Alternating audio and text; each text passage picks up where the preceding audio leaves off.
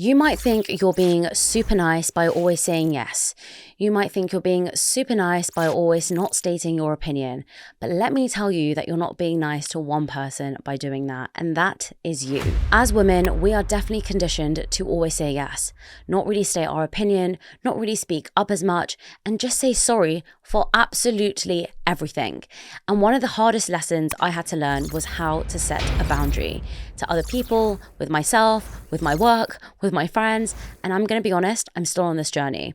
But I think it's so important for me to share all the things I've learned along the way so that if you're struggling to set boundaries, hopefully this video will help you. So hey everyone, welcome back to the channel. If you're new here, welcome. And if you're an OG, thank you so much for supporting me to make these videos for you every single week. This is a new channel and I'm basically talking around all the things that I've learned in my podcast and breaking them down for you into smaller chunks. So today I really want to uncover how to set boundaries, the importance of setting boundaries, and how you can sustain setting boundaries with your loved ones. So I really want to start off by actually going through what a boundary is. And a boundary is simply stating what you want. I think we overcomplicate all of this stuff. We're like, oh, a boundary is, making sure that you're looking after everyone else by being really kind and making sure you're stating your opinion, but actually not being rude at the same time and blah, blah, blah, blah, blah. There are so many different reasons why people are so afraid to set a boundary. And I think the number one reason is nobody wants to hurt someone else's feelings.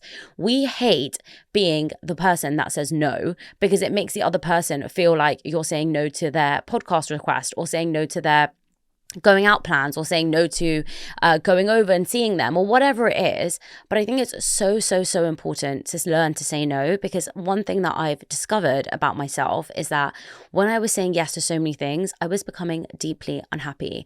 And I know for a lot of mothers, they put their children and their husband and their family before everyone, and it's seen as like a really amazing thing.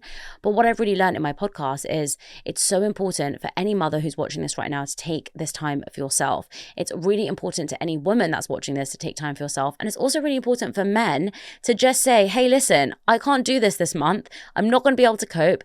And I'm just going to say no. So I really want to start by saying, okay, well, how do you set a boundary? Now, setting a boundary is really simple because you just have to state what you want and what's within your reach and within your capacity. But that can be really difficult if you don't know what you want and what's within your reach or your capacity. So one of the questions that I uploaded recently was 3 journaling prompts. And one of those things is to ask yourself what you did well today, what you're proud of, what did you enjoy? And a lot of the time we push aside the things we enjoy because we don't want to say no to other people. I really struggled with this last year when I was being invited to so many different events, and I've recently struggled with it this year when I'm invited to even bigger and better events. And actually, it's really hard for me to get my work done in time. It's really hard for me to spend time by myself. It's really hard for me to enjoy living in London while I can. And I think that all of these things are compromised because I'm always saying yes to going to so many events. So one of the things this year I've just learned how to say is no. Now, when someone invites me to an event, it's obviously somebody who wants me to come, and there's somebody who has taken the time, effort, and they're spending money. And so sometimes I feel really bad saying no. It's the same with podcast requests. I ask so many people to come to my podcast. And so when people ask me to go onto theirs, I will always try to accommodate them. But it's really difficult because people sometimes are like, can you do next week? And the studio is like 2 hours away from me. Or people are like, can you do it virtually? But actually I have a corporate job, so I can only do evenings. So, and I've been in that position and I know. So it's really difficult, and you're probably wondering, what do I say? So one of the things that I emphasize is I always start with care or with compassion when I'm replying back to these emails or speaking to these people. And it is always starting from that because I really do care about their work and I really do appreciate that they've taken the time to invite me. The problem is I cannot cut myself into a million pieces, and sometimes I wish I could, but unfortunately I cannot. So I think it's really important to first state, why do you care about that person? And I talk around this in my other video of how to have difficult conversations.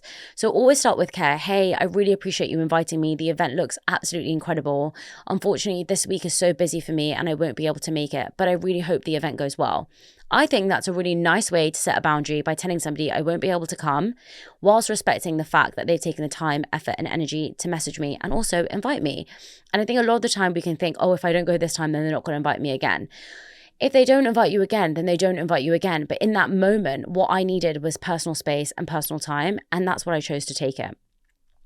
Another example I want to share here is actually with my mum and my dad when I was living at home, because they would constantly come into my study or my room where I was working and ask me irrelevant questions. And that was really difficult because when you're telling your parents, okay, can I just talk to you later? They're always like, well, you always say later and it never happens. But it is really difficult when you're working and you're focusing on your work if someone keeps interrupting you and discussing random things with you. So one of the things that I used to do when I was living at home was to say, I know that you come into my room quite a lot in the day and it's really impacting my work.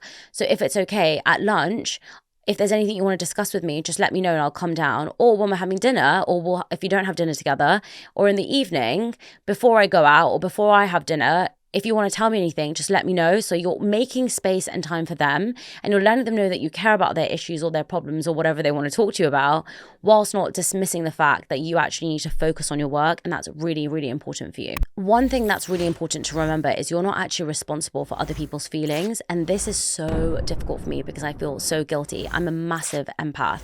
And so if someone's upset with me or if someone's frustrated, I do automatically feel really bad. And sometimes I think, okay, it's just easier for me to answer their question rather than to deal with the emotions. But one thing I've learned is that I'm actually not responsible for every single person's feelings in the whole world. And there's a phrase where it's like, it's a you problem. And I kind of hate that phrase because it seems so selfish.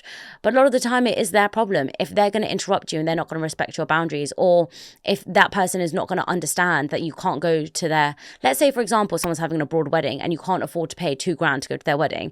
If they can't understand that is actually their problem, it's not really your problem because you've communicated to them that you would absolutely love to come. You actually really value their friendship, but at the moment money's a bit tight, so you won't be able to make it. And I think that if someone is truly your friend, they will understand. In a work setting, it's a little bit harder, but I think in a work setting, I really like to use time as a really simple tool if I'm struggling with like workload. So one of the things that I used to do when I used to work in my corporate job is I used to state, you're asking me to complete this by this date. These are the hours and times that I have. When would you like me to complete each task? And I just simply break it down. This is why the performance planner is so great, because you can actually set what you want to achieve in week 1, week 2, week 3, week 4. And for businesses, it's really great because they can have an open communication with their team members about what they're going to be doing in each week. And I think it's really hard sometimes to state that boundary, especially if you're always the person that just says, yeah, I'll stay late. Yeah, I'll come in early. But how much of an effect is that having on you and your mental health and your well-being? So I think this whole video, I really want to emphasize the importance of you, the importance of understanding what you want, and the importance of recognizing that what you want is valid and is important. A lot of the time, we are always trying to force harmony and keep the peace. And I think with everything going on at the moment, we've really understood that keeping the peace and staying on the sideline and not really sharing anything or not sharing much is actually really detrimental. It actually doesn't work in our favor.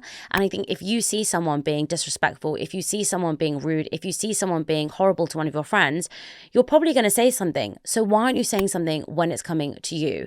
So I think it's really important to remember that we can't always please everyone. And unfortunately, even though we've been raised as people pleasers, and we all love being people pleasers. I mean, it's amazing to make someone feel happy. It's amazing to always say yes.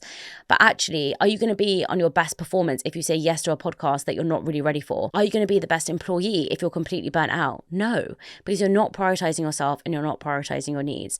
So I think it's so important when you're thinking about what you want, you figure out what you want, not what everyone else wants, not what society wants. What do you want? And then when you're sharing that message and you're actually setting the boundary, you're being really firm and understanding that it's a win-win for both of you. When you set a boundary, it's not just about you, it's actually for the other person too. Because if you're exhausted or if you're really struggling at the moment, you're not going to be the best friend, the best colleague, the best girlfriend, the best boyfriend, whatever it is to that person. And I've seen this a lot with people on social media. They've just said, look, I'm going to take a bit of a step back. I'm really struggling at the moment with my content. I'm really struggling to post every day. I'm really struggling with my mental health. I'm going to take a step back. And everyone understands. Everyone understands your boundaries when you yourself understand them too. Setting boundaries is the most important thing for any relationship because you're really communicating how you feel and you're allowing that other person to understand you much better. A lot of the time we think people are mind readers. Well, you should know, or you should have seen, or you should have heard. But I think it's really important to communicate that. And that's one thing I've really learned in my relationship is that my partner is not a mind reader. My family are not mind readers. And my Instagram audience are not mind readers. So it's really difficult if you don't communicate what you want. if you want to set a boundary. I also just want to say that self-love is one of the things that is like a buzzword right now, but the best way to love yourself is by setting a boundary with yourself and with the people around you.